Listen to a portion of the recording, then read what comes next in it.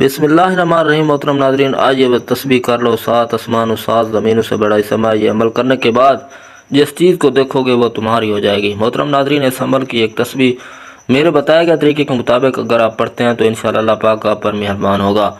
اللہ کریم انسان کی مخلوق کی دعاؤں کو سننے والے و قبول کرنے والے ہیں، تو آپ نے ضروری عمل کو کرنا ہے۔ اکثر لوگ یہ کہتے ہیں کہ ہم جو بھی دعا کرتے ہیں وہ قبول نہیں ہوتی۔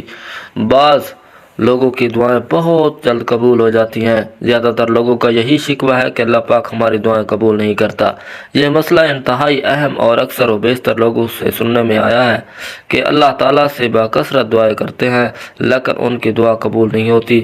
آخر وجہ کیا ہے لوگوں کی دعا قبول نہیں ہوتی؟ اللہ تعالیٰ کی بارگاہ میں دعا قبول نہ ہونے کی کئی وجوہات ہیں، جن میں سے بعض کا تعلق بد عملوں سے ہے اور بعض کا تعلق اللہ تعالیٰ کی حکمت کے ساتھ ہے۔ ہمارے اختیار میں گناہ چھوڑنا ہے، باقی تعلق خالصتاً اللہ تعالیٰ کی حکمت کے ساتھ ہے، ان پر راضی رہنا چاہیے، اسی میں بہتری ہے۔ مایوس ہو کر دعا جیسی عبادت کو چھوڑنا نہیں چاہیے، مسلسل مانگتے رہنا چاہیے۔ حدیث مبارکہ کی روشنی میں ہے وجوہات بیان کرتے ہیں جن کی وجہ سے اللہ پاک کوئی بھی دعا قبول نہیں کرتا، یعنی بعض ایسی عادت ہے اگر انسان وہ چھوڑ دے تو اللہ پاک دعا قبول فرماتے ہیں۔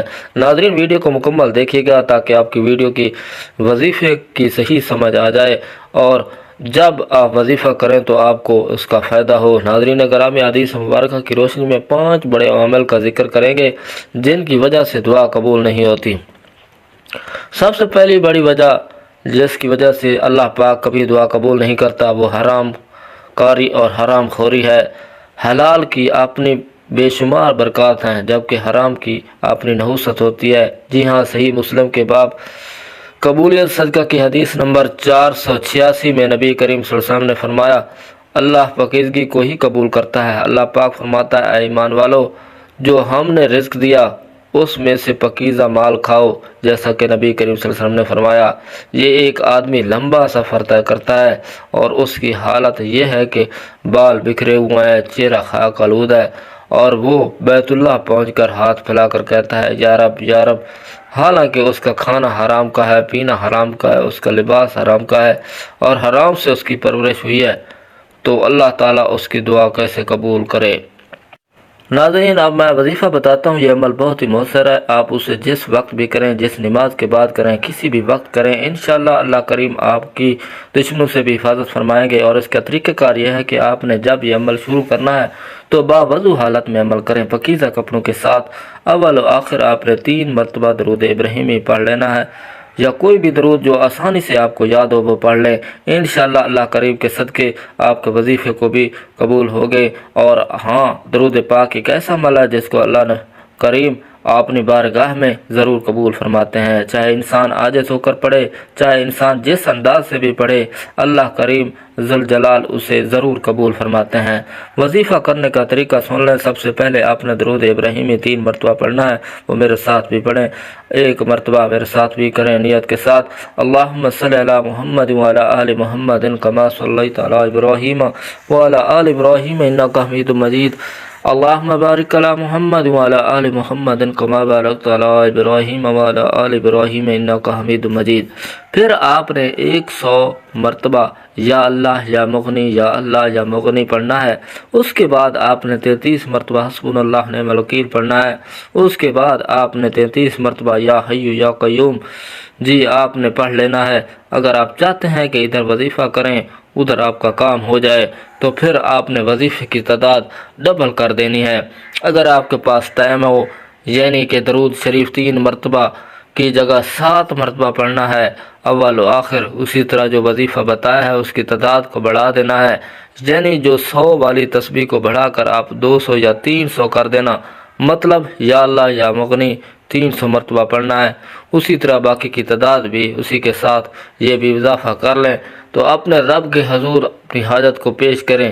جس بھی مقصد کے لیے وظیفہ کریں گے اس مقصد کو اپنے رب کے حضور رکھیں، اپنی جائز حاجات نیک خواہشات جو ہیں اپنے رب کے حضور رکھیں۔ انشاءاللہ عزوجل آپ کی دینی دنیاوی جو بھی حاجات ہیں، چاہے کسی بھی معاملے میں ہیں، تو رزق ہے، شادی کا معاملہ ہے، قرض کا معاملہ ہے، دنیاوی آخری حاجات بھی اللہ کریم آپ کو ضرور کامیاب کریں گے، تمام معاملات آسان سے آسان ہو جائیں گے۔ سونے سے پہلے آپ اگر یہ چھوٹا سا وظیفہ کر لیں تو آپ کی دنیا بھی بن جائے گی اور آخرت بھی بن جائے گی۔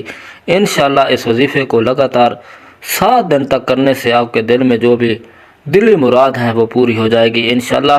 اگرچہ آپ کی دلی حاجت جائز ہوئی تو کوئی بھی آپ کی حاجت کو روک نہیں سکے گا، کیونکہ دینے والی ذات ایک ہی ہے، وہی ہے ہم سب کا خالق مالک اللہ کریم، جو جس کو دیتا ہے خوب سے خوب دیتا ہے، اور اس کے خزانوں میں کسی چیز کی کمی نہیں ہے۔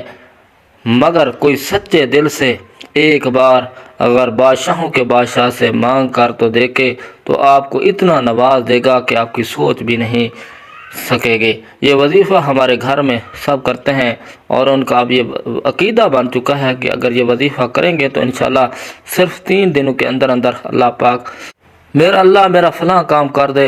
یقین مانے ہوتا بھی ایسا ہی ہے جو آپ کے دل میں ہوتا ہے۔ آپ نے وظیفہ مکمل ہونے کے بعد ایک چھوٹی سی دعا کرنی ہے، کیونکہ رات کا پہر ہے، اس وقت آپ اکیلے ہیں، اللہ سے مانگنا ہے۔ اس سے بہترین وقت کون سا ہو سکتا ہے؟ آپ نے اپنے دل کا پیالہ خالی رکھنا ہے، آپ کی جو بھی حاجت ہو اس وقت آپ نے اللہ کے سامنے وہ حاجت پیش کر دینی ہے، اور پھر اپنی آنکھوں سے آنسو بہانے ہیں، اور وہ بھی اپنے اللہ سے اور اپنے سب کا گناہوں کی معافی کے ساتھ ہر جائز حاجت اللہ پوری کر دے گا۔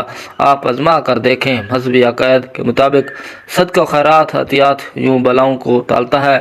کسی شخص کی خیر و عافیت سلامتی کی ضمانت، لیکن مالی طور پر کسی کی مدد کرنے کے بے شمار شماراتی نفسیاتی اور طبی فوائد ہیں جن کی سائنس نے بھی تصدیق کی ہے۔ صفائی نصف ایمان ہے، تمام لوگوں کے لیے سب سے اہم فریضہ ہے، کیونکہ آپ اپنے آپ کو پاک صاف رکھیں گے تو بیماریوں سے محفوظ رکھیں گے۔ چنانچہ کھانے سے پہلے اور کھانے کے بعد لازمی اپنے ہاتھوں اور منہ کو اچھی طرح سے دھو لینا۔ جسم کی صفائی بھی وضو کرنا، یعنی منہ، ہاتھ، ناک، دونوں ہاتھ کونیوں تک اور پاؤں کا دھونا لازمی ہے۔ جسم کی صفائی کے علاوہ کپڑوں کی صفائی بھی بہت ضروری ہے۔ کھانے پینے کی چیزیں بھی پاک ہونی چاہیے۔ تیسری اور آخری سب سے خوبصورت بات کہ سب کو سلام کریں، اور جس گھر میں سلام کی عادت ہوتی ہے اس گھر میں خیر و برکت کی کوئی کمی نہیں ہوتی۔ کوشش کریں کہ اپنا رشتہ دار دوست احباب، یہاں تک کہ جن سے آپ کا کوئی وابستہ نہ ہو، انہیں سلام کریں، کیونکہ ہو سکتا ہے آپ کو اس کی عادت دیکھ کر دوسرے بھی اس کی عادت اپنائیں۔ کیا معلوم کہ دنیا اور آخرت میں سلام کرنے کی عادت کامیابی کا ذریعہ بن جائے۔ اس وظیفے کے اندر ایک تو قرآن مجید کی ایک آیات ہے کہ یہ رب کا کلام ہے، رب کا کلام ہے۔ رب کے کلام میں کتنی تاثیر ہے یہ مجھے بتانے کی ضرورت نہیں، ہر انسان جانتا ہے اللہ کے کلام کی کتنی تاثیر ہے، اور ایک حرف زیر زبر پیش روز معاشر انسان کا بیڑا پار کر دے گی۔ اور اس کے بعد اللہ کریم کے 2 نام ہیں، اللہ کی یہ اسم اعظم ہے، دوسرا مغنی ہے۔ رب کریم کے اسم اعظم میں ایک ہے، دونوں تاثیر والے ہیں، کتنی اہمیت و عافیت والے ہیں۔ اور اس کے بعد تیسری تسبیح آپ نے جو بتائی ہے وہ اللہ کریم کے وہ نام ہے جو علماء کرام اسوہ حسنہ میں اسم اعظم کا درجہ دیتے ہیں۔ ہمیں چاہیے کہ ہم زندگی میں اس کو حصہ بنا لیں۔ جب انسان بار بار ان تسبیحات کا ورد کرے گا تو اللہ کریم اپنی خصوصی کرم فرمائیں گے، اللہ کریم مشکلات کو آسان فرمائیں گے، اللہ پاک اپنے بندے کی دعاؤں کو قبول فرمائیں گے، آمین۔ اپنے رزق میں برکت کے لیے اللہ کے 99 ناموں میں سے اللہ کا ایک نام کمنٹس باکس میں لازمی ٹائپ کریں۔ جزاک اللہ خیر۔ السلام علیکم ورحمۃ اللہ وبرکاتہ۔ جن دوستوں نے میرے چینل کو سبسکرائب نہیں کیا وہ چینل کو سبسکرائب کر دیں، شکریہ۔